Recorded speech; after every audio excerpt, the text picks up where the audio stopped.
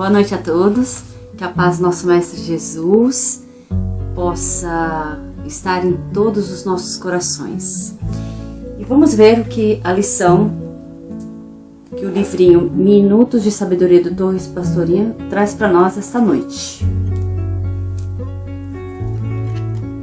Viva sua vida interior com mais intensidade, porque Deus está permanentemente dentro de você, apesar de suas imperfeições e defeitos. O Pai habita em todas as coisas criadas, chamando todas as criaturas para o caminho da justiça, da virtude, do amor. Ninguém pode destruir esta verdade. Deus está dentro de você. Saiba descobri-lo e terá conquistado a felicidade. Então que Deus nos abençoe esta noite, para que possamos aprender juntos um pouquinho mais do tema Sede Perfeitos. É com você, Pedro. Muito bem. Com licença, vou arrumar um pouquinho mais aqui, chegar mais pertinho do coração de vocês. Acho que sim. Bem, boa noite, meus irmãos, meus amigos, meus confrades, queridos espectadores e telespectadores agora. Que bacana. Primeiramente, eu quero agradecer ao nosso Deus pela nossa perseverança, nossa vida. Agradecer a todos os nossos amigos que se dispõem a ouvir-nos e a participar, né, de uma certa forma, dessas nossas conversas semanais. E com a promessa de que vamos tentar adequar o horário de maneira que não fique muito cansativo, mas dependendo do assunto a gente nem quer se estender, mas infelizmente a gente acaba se estendendo um pouquinho. Mas nós vamos combinar uma coisa, nós vamos tentar fazer da mesma maneira que lá no nosso centro, né, presencialmente. A gente tem um tempo de 35, 40 minutos, 40 e poucos minutos no máximo, para que a pessoa aproveite mais. E infelizmente a gente sabe que a gente cansa, né? O corpo físico já não é mais... Não eu fico falando a vida inteira, se vocês quiserem. Porque eu gosto, enfim. Mas realmente para quem está, às vezes, ouvindo, pode ser um pouco... Pode até ser interessante, mas às vezes pode cansar um pouco a pessoa, né? Então nós vamos tentar falar na noite de hoje um pouquinho do Evangelho do Cristo, que hoje está no capítulo 17 do livro do Evangelho segundo o Espiritismo e consta no Evangelho de Mateus, no versículo... Oh, meu Deus do céu. Mateus capítulo 5, capítulo 5, versículo 44 até 46 e até 48, tá bom?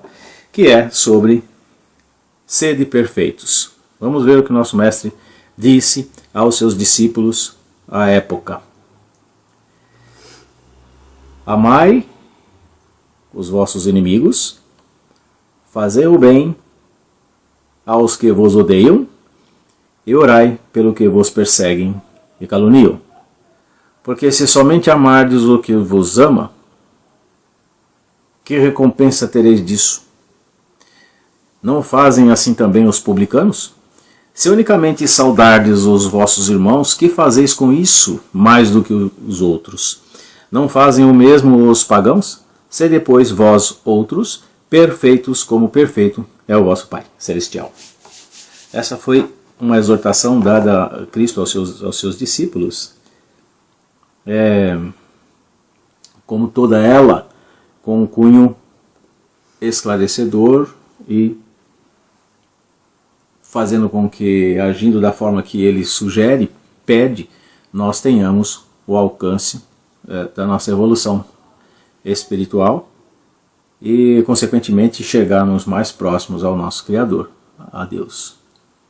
Mas esse capítulo foi amplamente divulgado, esse versículo é conhecido por muitos cristãos, mas poucos se tiveram o interesse ou o trabalho de se aprofundar nele, para que haja o esclarecimento devido.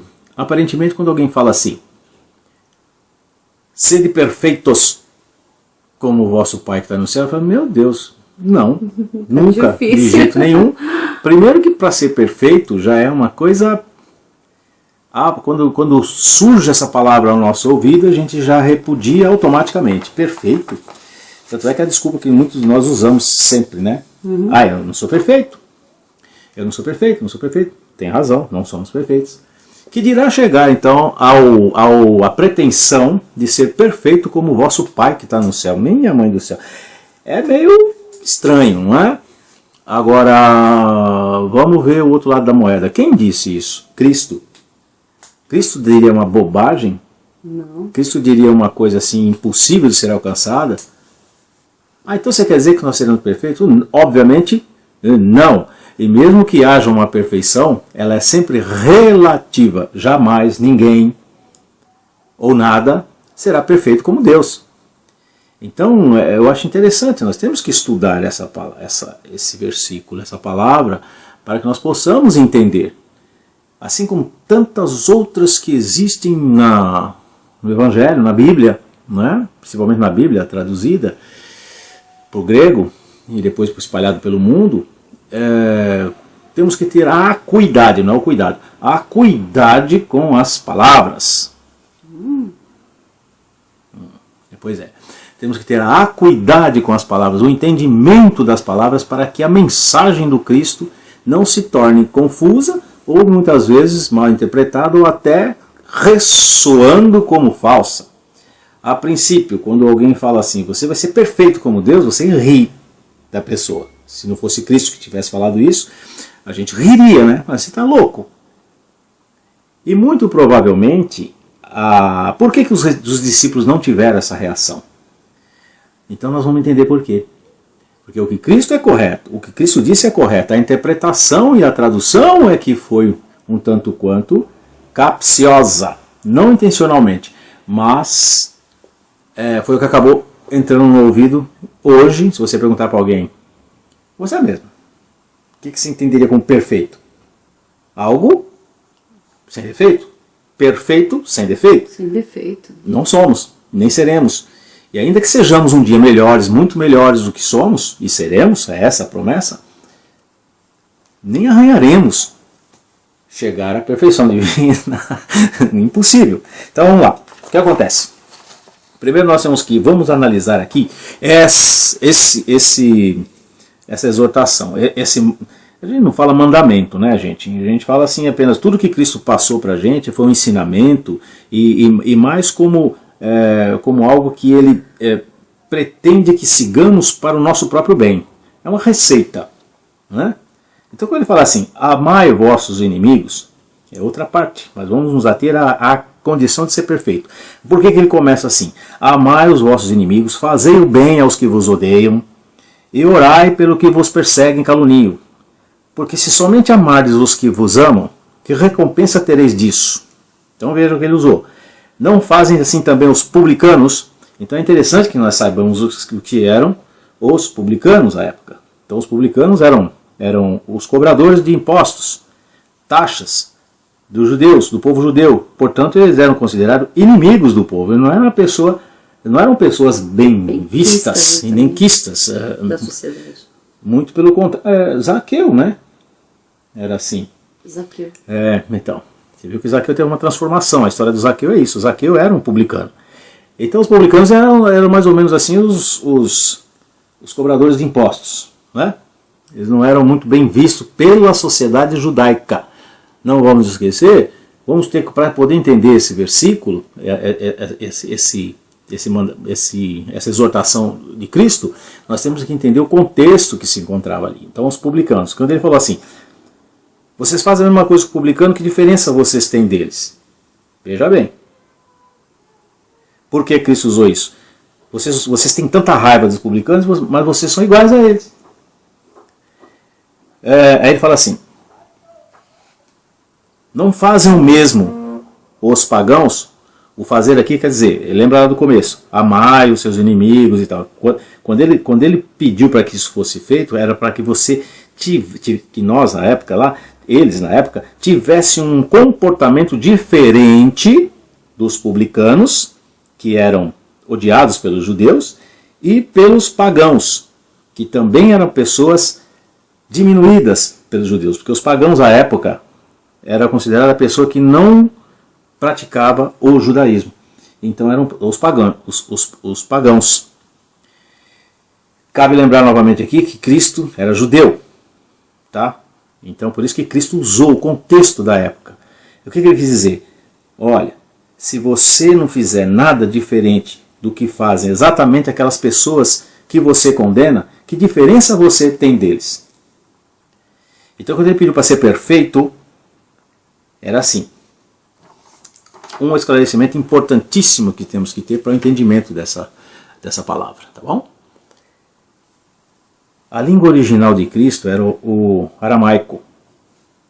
E até onde se sabe, nem historiador nem ninguém, nada tem descrito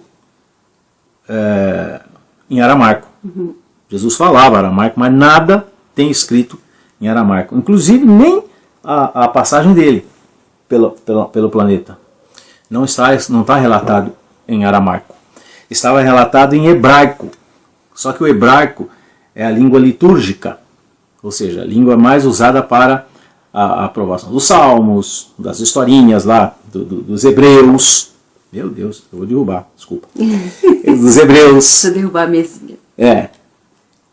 E elas só foram divulgadas em forma escrita a partir da tradução em grego. Então, quase todas as palavras da Bíblia, né? Elas não, principalmente o Evangelho, que relata a vida e obra de Cristo, nada foi escrito em hebraico, em aramaico, que era a língua dele, em hebraico, que foi traduzido para o grego, depois do grego latim e latim o resto do mundo. Então vamos ter cuidado com as palavras. Então por esse motivo, a palavra perfeito aqui deriva da palavra grega teleios, que significa cumprir o objetivo, cumprir seu papel, ou seja, ser o melhor possível, agir como Deus age em relação aos seus. Então é isso que Cristo quis dizer com seja perfeito como vosso Pai Celestial. Quer dizer, haja como Deus age conosco em relação aos seus irmãos. E não que a gente teria a condição de ser perfeito em sua amplitude, em sua divindade. E por falta desse esclarecimento, muitas pessoas chegam a ou duvidar da palavra de Cristo, né? Como é que Cristo pode falar que ia ser perfeito como o Pai? Ou achar mesmo que seria capaz um dia ser perfeito como Deus. Olha aqui, para atingir a perfeição crística, atingir a perfeição de Cristo, existe um abismo enorme entre nós e Cristo, que dirá entre nós e Deus, né?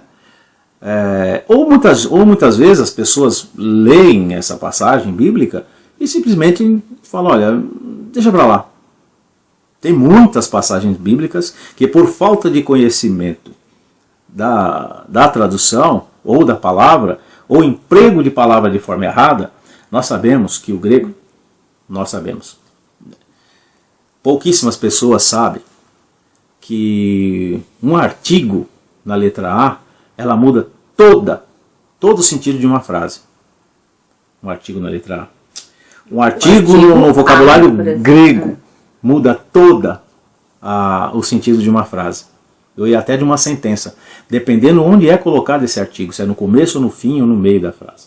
Então ninguém aqui vai começar a fazer linguística, ter que estudar grego, entender grego, aramaico, ou hebraico, ou latim para poder interpretar.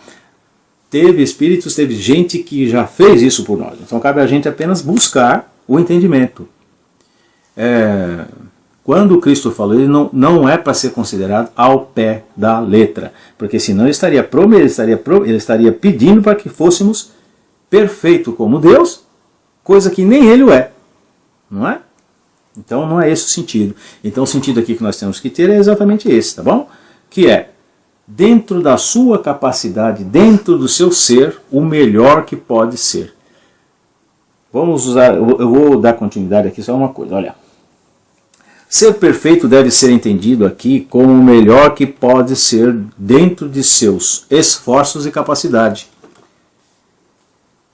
Quando a gente realiza uma coisa, seja ela qual for, uma obra ou um serviço, a pessoa fala, ó, perfeito, né? Olha, ficou perfeito. É esse sentido que a gente deu. Eu dei o melhor. O pedreiro veio aqui em casa, fez uma obra que foi legal, você falou, nossa, perfeito. Ou então ficou ruim. Quer dizer, ele não deu tudo que podia, não saiu contento, ficou faltando alguma coisa. É isso que nós temos que dar, é esse tipo de sentido que nós temos que dar a essa passagem bíblica. E não, repito, que é para ficar bem claro na nossa cabecinha dura. Não é que vamos ser perfeitos como Deus. Não atingiremos, nós não conseguimos atingir ainda nem a perfeição humana, que dirá chegar perto de Cristo ou de Deus. Chegaremos um dia perto de Cristo. Seremos o mais perfeito possível dentro da nossa capacidade que Deus nos deu. Por enquanto é muito longe. Eu fiz uma analogia aqui de uma coisa. Olha, veja bem, escuta. Um copo é perfeito para que se tome água nele. Com licença. Vou até tomar, para exemplificar. Muito bem. Perfeito, a água não vaza. Beleza, um copo é perfeito para que se tome água nele. Contudo, de nada serve se for usado para cortar o pão. Então, entenda a analogia. Por mais lindo, perfeito, maravilhoso, sofisticado que seja um copo, ele só serve para recipiente líquido, não serve para cortar a faca, ou cortar o pão. Uma boa faca perfeita corta o pão. Um bom copo perfeito retém a água. Um bom cristão retém os ensinamentos de Cristo e o cumpre. Um bom espírita retém os ensinamentos do espiritismo e o cumpre, assim como o budismo, o judaísmo, enfim. Então o que Cristo pede para a nossa raça, para nós, é que seja perfeito no sentido de agir como Deus age em relação aos seus. No nosso caso, a nossa raça humana. Mas Deus age com perfeição em tudo. E em todos. Não é? O médico colocou que está travando. Travando? Só se for eu. Eu não sei se não tá, a gente já não. trocou Aqui de aparelho hoje também. Então... É, porque o outro estava saindo ruim. Meu porque Deus. tá parecendo que tá escuro, depois clareia. Desculpa, só ela tá com essa queixa. Tem mais alguém que pode nos ajudar dizendo se está falhando, se está travando, por favor? Coloque aí que a gente consegue ver, tá bom? Por favor. E pouco poderemos fazer também, porque eu agora também não sei. Dá. Mas vamos lá.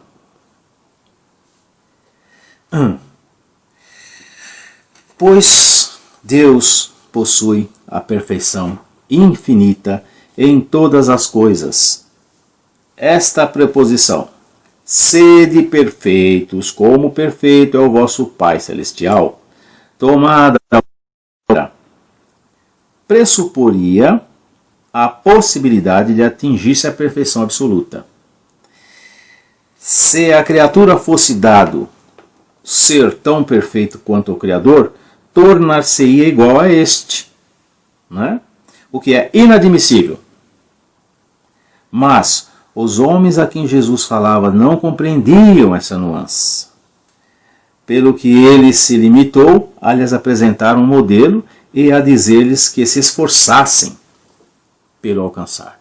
Então, quando Cristo falou isso para os seus discípulos, ele usou um exemplo, ele usou um ser, uma entidade, uma divindade no caso, Deus, que para todos é um modelo de perfeição.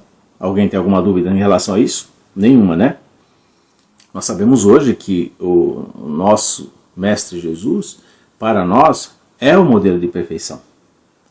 Ainda assim, não é o modelo de perfeição absoluta, porque o modelo de perfeição absoluta só é Deus. Mas Cristo, para nós, é semi-Deus.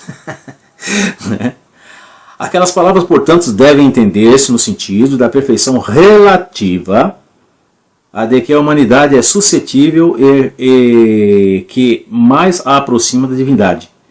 Em que consiste essa perfeição? Jesus o diz: em amarmos os nossos inimigos, em fazermos o bem a quem nos odeiam, em orarmos pelos que nos perseguem. Rapidamente nós vamos tentar entender o cunho central dessa indicação de Cristo. Da mesma maneira que a palavra perfeita entra nos nossos ouvidos de maneira um tanto quanto duvidosa ou fantasiosa, como é que eu vou ser perfeito igual a Deus? Como é que eu vou amar meu inimigo? Como é que eu vou orar por quem me odeia? Olha aqui. Amar o inimigo não significa amar da mesma maneira que se ama um ente querido. Lá no começo, lá no próprio versículo bíblico relatado em Mateus, ele já começa: amai vossos inimigos. Mas não é dar a ternura, o coração, a dedicação. Ato de amor não significa só adulação. Ato de amor significa compreensão, perdão, colocar-se no lugar daquele que tem ódio, ou seja, seu inimigo. Agora, como é que a gente cria um inimigo? A gente cria um inimigo a partir das nossas ações. Ninguém é seu inimigo gratuitamente. Temos que lembrar uma coisa, um ponto-chave da coisa. Para você ter um inimigo, ele tem que antes ter sido seu amigo. Dá para pensar assim? Evidente. Como é que vamos supor? Eu viajo lá para a Rússia. Desço lá, que país também que eu fui escolher como exemplo, mas tudo bem. Viajo lá para a Rússia. Tem um Krakilov qualquer que eu encontro lá na rua, nunca vi o cara. Eu falo: você é meu inimigo. Se eu não estou vendo ele pela primeira vez, como é que eu posso considerá-lo meu inimigo? Então, quando há a relação de inimizade, tem necessariamente de ter havido um encontro e um confronto anterior para que essa pessoa seja considerada seu inimigo. E a providência divina é tão sábia que eles nos colocam frente a frente com essas pessoas, com esses espíritos, no caso, para que nós tenhamos a reconciliação com eles. Então não adianta a gente orar para: meu Deus, livre-nos dos meus inimigos. Ué, se você se livrar dos seus inimigos, como é que você vai resolver a pendenga que você tem com ele? A cada um de nós cabe a missão de desconsiderar inimigos. Agir de tal forma que não se formem outros, que não se criem mais. E ao estar diante desses inimigos, que geralmente está no nosso relacionamento, lembra que eu falei da família lá? Principalmente às vezes dentro da nossa família, porque assim a providência divina o quer, para que possamos ter interação e cortar as diferenças. Daí a outra recomendação de Cristo, que é: reconcilie-te com o seu inimigo enquanto caminha com ele. Você não tem como...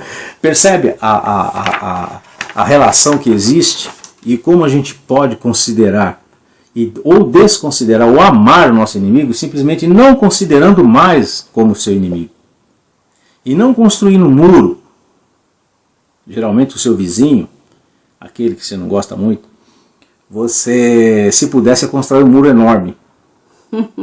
Não quero nem ver a cara desse ser. Quando na verdade não precisa. Vem ser meu amigo, vai. Deixa eu comer na tua casa, vem comer na minha. Não há o ato de humilhação. É simplesmente não considerá-lo mais seu inimigo. De que forma? Não é da noite para o dia, mas você tem que tentar. É aí que entra a recomendação de Cristo. A definição que eu dei lá atrás. Fazer o melhor. Esforçar-se. O amar o nosso inimigo está na iniciativa de você desarmar-se. É assim que você ama o seu inimigo. E orar por quem te quer mal. Porque se você considera seu inimigo, e ele é seu inimigo de fato, coisa boa ele não deve estar pensando nem planejando para você. Ele não vai desejar Feliz Natal para você de coração. Está enviando vibrações ruins também. Exato. Bem negativas. Então você orando, você vai e corta esse ciclo mental, pelo menos. Uma vez o Divaldo disse o seguinte, eu não tenho inimigos, mas certamente alguém me considera inimigo. Mas aí já é problema dele e não meu. Então é assim que tem que fazer. A nossa tendência, por observar a vida regrada e correta de Chico Xavier, a gente pode imaginar, mas nossa, será que ele tinha inimigos? Provavelmente sim. Alguém o considerava seu inimigo, mas ele não. Ele foi caluniado. Ele tinha amor no coração. Então, nossa, mas qual a nossa reação? A gente alimenta a inimizade. Quando você sabe que alguém não gosta de você e fala para alguém, você fala, eu também não vou com a cara dele. Eu até que ia mais ou menos, agora só porque ele não gosta de mim, também não quero mais saber dele. Sabe? A gente pode cortar, mas a gente não corta. Porque aí nós vamos falar em outras lives, a gente vai falar sobre duas pecinhas aí terríveis que impedem que a gente ande, que é o orgulho e o egoísmo. As duas chagas maiores que existem na humanidade, que o orgulho e o egoísmo nos torna inimigos de alguém e alimenta a inimizade. Mas aí já é uma outra história. Por isso que a gente passa do horário. Uma coisa vai emendando a outra, a gente vai falando. Então olha aqui o que diz. Amar nosso inimigo e fazermos o bem aos que nos odeiam. Não é ir lá, ficar de joelho na porta dele e falar, olha, eu trouxe alguma coisinha para você comer. No campo do bem, que nós vamos encontrar no mesmo capítulo 17, lá quando é o verdadeiro homem de bem, o bem é não desejar o mal. O bem é você se esforçar para receber as agressões como apenas um ato falho de um irmão que nós também somos falhos. Mas eu tenho que gostar do cara que não gosta de mim? Você não precisa casar com ele, sabe? Ou ter algum relacionamento íntimo próximo a ele. Isso você tem com seus parentes, às vezes nem tem, não é? Isso você tem com seus... Por isso que a humanidade é dividida em pequenos núcleos chamados famílias. E por isso que a primeira revolução de Cristo, quando veio trazer a Boa Nova, que é o Evangelho, na verdade foi Moisés que falou, olha, quando veio trazer a apresentação do Deus único, falou, olha, não mata mais seus parentes, mata pelo menos o vizinho. Porque eles matavam-se. Mal com mal, né? Um irmão matava o outro por qualquer coisa, enfim. Aí falou, olha, para de matar pelo menos quem é do seu sangue, mata o outro. Aí depois veio Cristo e completou, não mata ninguém. Né? Ame a todos. E se você... Porque assim, vamos supor que o outro esteja mandando as vibrações negativas para você. Se você não enviar para ele, você não entra em sintonia, então você não recebe aquilo também, né? Então, você acaba não recebendo, então é cortado também. São cortadas essas vibrações ruins, negativas, e você acaba não permitindo que isso te ataque. A gente vai ter que arrumar um jeito de instalar uma porta corta-fogo em nosso coração. Isso. Nossa, entendeu? Eu gostei desse exemplo. Muito bom. O fogo está pegando a forma, você tem uma porta corta-fogo. Você sabe que está pegando fogo lá, mas isente-se da coisa. Não aceite o presente maligno que às vezes as pessoas querem te dar, né? Em orarmos pelo que nos perseguem. Isso seria uma prática salutar, porque a oração corta toda e qualquer onda vibratória, toda e qualquer malignidade, né? A oração também feita com o coração, feita com sinceridade, não é aquela repetitiva, a cabalística, mas aquela na verdade, trazendo para a gíria moderna, você está pedindo para que te errem, me erra.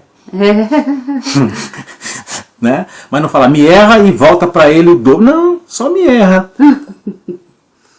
Eu desejo o dobro. Desejo tudo de mal para você também, porque eu desejo tudo de dobro que você deseja para mim. Está errado.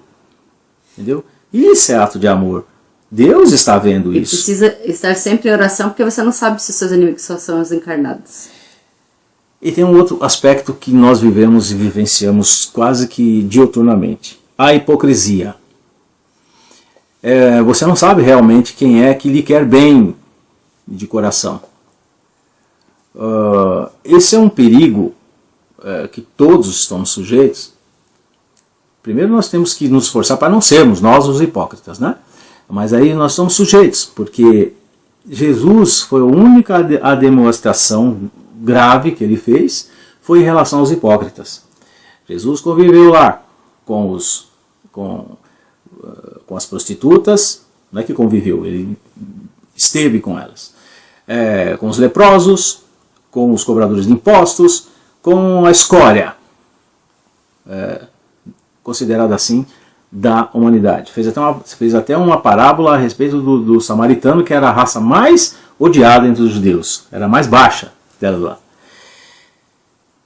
Mas ele não é que ele não suportava, foi a única recomendação que ele pediu para que tomasse cuidado com os hipócritas, que é o famoso lá, aqueles que não, os que são que por fora são túmulos caiados e por dentro são podres. Porque a hipocrisia além de ser um ato covarde, ele é uma das piores, um dos piores defeitos que um homem pode ter, porque ele engana, ele ilude, ele faz-se passar por uma coisa sem ser aquilo lá. Quando você tem um inimigo declarado, é bem melhor, que aí você pode até orar por ele, se quiser revidar também, temos livre-arbítrio, revida, mas é que você vai continuar criando esse ciclo. É melhor você saber, aquele não gosta de mim, aquele está querendo me derrubar, me prejudicar, do que o escondidinho, o hipócrita, que é todo sorriso, é toda alegria. E te puxando o tapete. E é um tabacou danado, puxa o seu tapete. E mesmo que você reconheça o hipócrita, ele passa a ser o quê? Alguém que não gosta de você, portanto tem a denominação de inimizade. Haja da mesma forma. E não falar, essa Falciane está sempre comigo aqui, e você age hipocritamente com ele também, né? E por trás, tome também. Ele faz assim comigo, eu também faço com ele. Aí volta lá de novo, como Jesus fala, que diferença você tem, então, dos publicanos ou dos pagãos? Temos que fazer algo diferente para quebrar o ciclo. Temos que fazer algo diferente do que é feito a todo momento, para que nós possamos ser considerados cristãos. E, no nosso caso, espíritas, homem de bem, que é muito difícil ser. Tudo que a gente fala aqui não é uma receita de bolo. Daqui a pouco todo mundo corre para a cozinha e vai e faz. Extensa lista, compilada já no nosso espírito, só está sendo relembrado, para que nós sejamos perfeitos um dia. Uma era. Mostra ele desse modo que a essência da perfeição é a caridade na sua mais ampla acepção, porque implica a prática de todas as outras virtudes. A caridade. Com efeito, se observam os resultados de todos os vícios e mesmo dos simples defeitos, reconhecerá nenhum haver que não altere mais ou menos o sentimento da caridade, porque todos têm seu princípio no egoísmo e no orgulho, aquilo que eu estava falando, né? Que eles são a negação. Orgulho e egoísmo é a negação da caridade. E isso porque tudo o que sobrecita o sentimento da personalidade destrói ou pelo menos enfraquece os elementos da verdadeira caridade, que foi revelada para Kardec também no Livro dos Espíritos, na questão 836, quando ele faz a pergunta: qual é a verdadeira caridade? A verdadeira caridade que são a benevolência, a indulgência, a abnegação e o devotamento. Não podendo o amor do próximo levado até ao amor dos inimigos, aliar-se a nenhum defeito contrário à caridade, aquele amor é sempre, portanto, indício de maior ou menor superioridade moral, donde decorre que o degrau da perfeição está na razão direta da sua extensão. Foi por isso que Jesus, dado a seus discípulos a caridade, no que tem de mais sublime, lhes disse: sede perfeitos, como perfeito é o vosso Pai Celestial. Primeiro Jesus recomendou, depois ele sempre nos dá o caminho. Nós é que não entendemos na sua extensão. É a prática da caridade. E um dos elementos da caridade é ser indulgente, ou seja, eu perdoo mais ao outro do que a mim. Eu me coloco no lugar daquele. Veja bem, repito.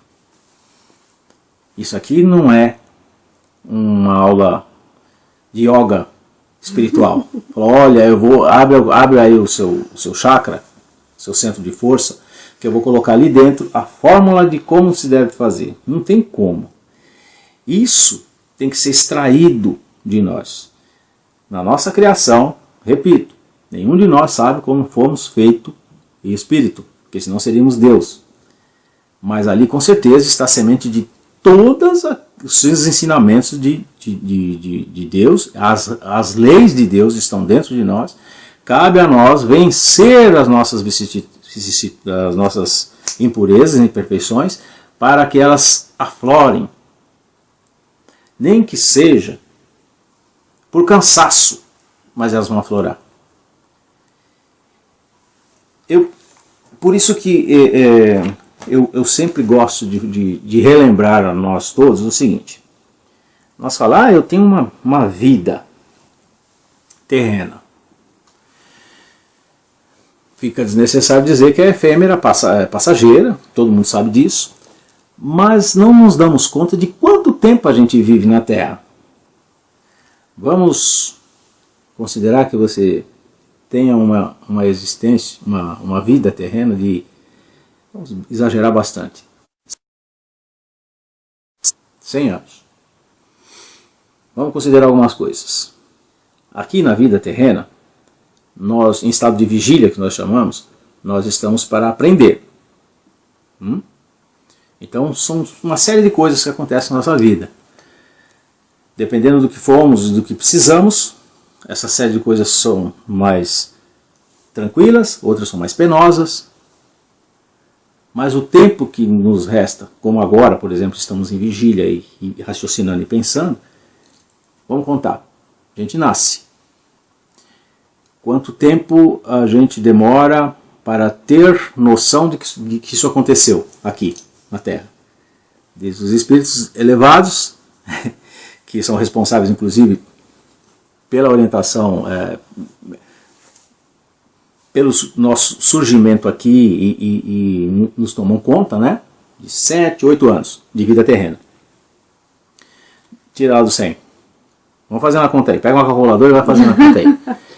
Tirar do 100, então você tem 7, 8 anos de vida orgânica praticamente. Você não tem a consciência espiritual. E alguns relatos dos espíritos superiores nos dizem o seguinte, que a encarnação nem se complementou ainda. E biologicamente isso também é comprovado pela ciência, porque o nosso fígado nesse período não está formado totalmente ainda. Então quer dizer, realmente a reencarnação, olha, eu existo. Tá, então 7 anos, para ser mais benevolente ainda. Tá bom, então nós entramos na fase da infância consciente, que maravilha. Até quanto tempo persiste a nossa infância? Não só biológica, como intelecto, até porque nós não fomos na escola, nós ainda não tivemos acesso ao idioma, enfim, a maneira com que a gente vai sobreviver naquela encarnação, pode ser aqui, na China, na Europa, na Ásia, na França, Europa, obviamente, um país qualquer, Laos, Brasil, Uruguai. A gente vai aprender a língua, então a gente vai para a escola, tudo bonitinho, que coisa maravilhosa, a gente brinca, faz uma... Cadê a sua atividade espiritual até aí? Necas. você não tem consciência. Aí entra na pior fase que nós temos de aceitação, que é a adolescência. Bagunça tudo, você fica maluco ali e tal, não sei o que. Então você não pode ser considerado um cidadão ou alguém com responsabilidade até os 15, 16, 17, 18. Já deveria, mas a maioria ainda está babando. 19, 20. 20 anos. Tira do 100. Estou falando de produtividade espiritual. Você já cresceu, tem 2 metros de altura, fortão, tudo bem, fisicamente. Tem algumas exceções. Aí você entra na fase adulta, que eu tenho que ter plantar aqui uma maneira de sobreviver. Então você já deve ter tido uma orientação profissional, isso sendo tudo legal, não aconteceu nada com você, tá tudo belezinha. Aí você se consorcia com alguém, vou formar uma família, labuta para a criação dos filhos, então, não sei o que. Até tem uma religião, vai assiduamente nessa religião. Eu estou dizendo para você um amadurecimento espiritual, a necessidade de você falar o que eu estou fazendo aqui. Aqueles que conseguem com menor tempo desse que eu estou falando, ótimo. Mas tenta nós, espíritas, formar um grupo de jovens para estudar o espiritismo, para ver o que acontece. Não é porque não quer, pode até querer, mas aí o hormônio, a vida, o chama para outra coisa. Eles estão lá ainda, não, né? Depois eu penso nisso, é sempre assim, depois eu penso nisso. Bom, para resumir, andar logo, vamos lá. Alia-se todo esse fato dos 100 anos, desse biológico que difere muito do crescimento espiritual, a necessidade da gente saber, a 1/3 da sua vida você está dormindo.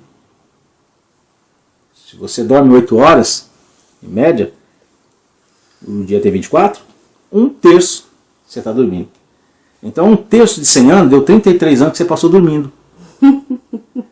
Ah, mas eu estou aprendendo. Não está. A gente aprende aqui. Aqui é a escola. Você vai, quando você dorme, a gente vai para as ondas espirituais. E aí, o que você fez? Vai receber algumas orientações, mas você não vai estar aprendendo lá como aqui. A escola é aqui. Então, na Terra, dos 100, 33, você está fora do ar. Mas os 20 que eu te falei, 50. Não, já está dentro dos 33. Aí você começa a pensar, se der tempo, depois dos 40. Daí aquele ditado da vida começa aos 40 e é verdade. Você começa a pensar aos 40, nossa, mas eu já realizei, quem já realizou alguma coisa, já tem filho, né? O que eu estou fazendo aqui? Aí você vai realmente se aprofundar a saber o que você está fazendo aqui. Aí você começa a se arrepender da maioria das coisas que você fez e começa a querer consertar. Para quem tem consciência. Aí quando você está legal, você fala, bom, agora eu vou desencarnar. Que coisa. Já está velhinho, já está cheio de doença, já tá, desencarna. O que você tem que fazer? Voltar. Então mais um ponto que a gente deve analisar para esse papo aqui de que sede perfeitos como Deus. Quando é que você vai ser perfeito? Em uma única vida. Isso reforça a existência e a necessidade da reencarnação. Uma coisa linka a outra. Um dia a gente fala sobre a necessidade da reencarnação, que já foi tema de eu ter dado uma palestra num centro aí, e um dia a gente fala da necessidade. Esse é um ponto curta para que nós possamos colocar mais um tijolinho na nossa vida espiritual. Aqui, que a vida espiritual é lá, é a nossa verdadeira casa. Mas não adianta nada você estar patinando lá. Para estarmos bem lá, nós temos que aprender aqui. E quando a gente vai aprender aqui, a gente mais cabula a aula do que vai para a aula. Esse que é o problema. Mas é isso, gente. Fiquemos então na companhia do nosso querido Deus. Quem dorme demais perde um pedaço da vida. Minha mãe costumava falar que quem muito dorme pouco aprende. Meu amigo acadêmico, Aldinei. Verdade. Minha mãe costumava falar que quem muito dorme pouco aprende. É verdade. E é pura verdade. Mas nós temos que descansar, né? Óbvio. Mas tem gente que dorme não é só 8, não. 10, 12, 16 horas. Não dá, né? É verdade. Só o leão faz isso. Que Deus possa nos abençoar a todos. Obrigado pela atenção. E mais uma vez, obrigado a todas aquelas pessoas que de uma certa forma, de maneira completa ou mesmo avançando, nós tivemos muitas visualizações. Sim. Teve uma nossa aí que eu me surpreendi, deu quase 700 visualizações. Eu acho que eu não conheço 700 pessoas. Devo conhecer muito mais, mas assim, que esteja interessado nisso, né? E graças a Deus é sempre uma responsabilidade maior agora para nós. E a única coisa que eu peço a vocês é que incluam o nosso nome na sua lista de orações, porque a gente precisa. Porque você sabe muito bem que toda vez que a gente se propõe a fazer alguma coisa que vá mudar um pouco nosso sentimento, nosso pensamento, nós sofremos ataques de todas as formas. Isso é normal, natural, mas nós precisamos de energia, precisamos da solidariedade e ajuda dos nossos amigos, encarnados e desencarnados. Tá bom? Então fiquem com Deus, até a próxima semana e espero que essa semana seja bastante produtiva para todos nós naquilo que for possível realizarmos, tá bom? Ó, para vocês. E vamos aí unindo os nossos pensamentos até Deus nosso Pai, nosso Mestre Jesus, os amigos do plano maior. E vamos vibrar muito amor, muita paz, muita saúde por toda a humanidade. Que todas as famílias sejam abençoadas, que todos aqueles que estão passando alguma dificuldade, que possam encontrar uma luz no final do túnel. E na próxima semana estejamos juntos aqui para mais essa atividade. Só uma coisinha que eu esqueci. Esqueci não, que eu lembrei a tempo. Um beijinho para a Lourdinha, minha mãe de coração, que está fazendo aniversário hoje. Que Deus possa abençoá-la hoje e sempre. E muita saudade. E um dia a gente se reencontra, se Deus quiser. Então, boa noite a todos. Que estejam todos aí sendo abençoados por esse Deus tão maravilhoso que nós temos. Um grande beijo a todos. Pode deixar que daqui a pouco eu vou responder aos comentários, tá? Um beijo bem grande e até semana que vem. Tchau, gente.